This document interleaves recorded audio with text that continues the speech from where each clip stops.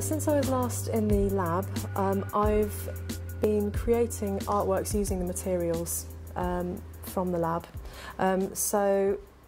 This, for example, is an enlargement of some fingerprint dust powder that I've blown up to make much bigger than it is, and I really like that it looks kind of like an explosion of volcanic ash, and there's that link with the law being in Dundee being an extinct volcano. Impact 8 is a roving conference that's been in Melbourne, Tallinn, Cape Town and Berlin, and this year it's going to be in Dundee. So 2 years ago we won the bid to host it. There'll be 450 delegates coming from at least 30 countries around the world to attend the conference. So what we wanted to create was this backdrop of hive of activity, showing Dundee and Scotland more broadly as this place where there's so much happening relating to print. So really the whole residency was inspired by Dr. Kevin Ferrugia's really groundbreaking research within forensics, looking at recovering invisible fingerprints and footprints. And that was kind of the starting off point to consider how an artist can use that research in a really interesting way. So we came together with Yuck and Yum, who are a collective that we've worked with on various projects over the years. They have like a really great reputation within the city and beyond, and they always do lots of really mad experimental events, so it felt like the right fit for us to work with. So then the residency was born. I've always really been interested in objects and their history, and really the kind of intimate history of an object, where it's been, who's had the object, who's held it, who's really loved using that thing. And in a way, they act as a kind of portrait of the person who may have once owned that object. But also I really like the idea of comparing the two objects. So this is from London, from an Oxfam in London, and I think this is from another charity shop in Dundee.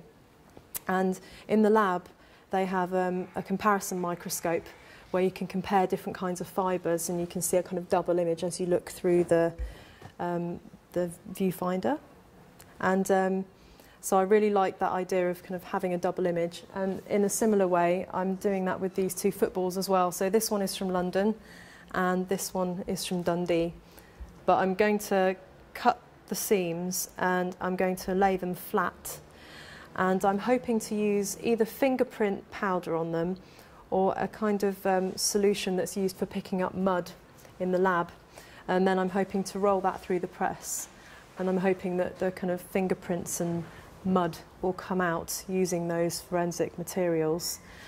So fingers crossed it's going to work, because a lot of the work I've developed here is actually really experimental. It's much more experimental than I usually do, but that's really intentional, because I wanted to mimic the experimental nature of the work I'm doing and the experimental nature of the work that Kevin's doing in the lab. Often academic research, stays within a university, or it may go into an academic paper, or it may be distributed at a conference, but often that doesn't reach Joe Blogs, and it's not widely received. So we really wanted this to be an opportunity to really disseminate Dr. Kevin Ferrugia's research to a really wide audience, and using art as a vehicle for doing that, I think is really important. People feel that they know a bit about it, but it's still a bit mystical to get to see in the lab and to see an artist in the lab. I think that's really exciting. And I really like that element of revealing something to the viewer. So, when someone looks at this, they might think, oh, it looks like a tree or something like that. But actually, when you tell them what it is, or when they see in the title what it is, they're always really kind of shocked and interested, and it makes them ask more questions about it. So that's something I've always really enjoyed doing in my art, that sense of kind of revealing something. I've got a solo show called Proof in the Hannah McClure Centre, and it opens on the 28th of August.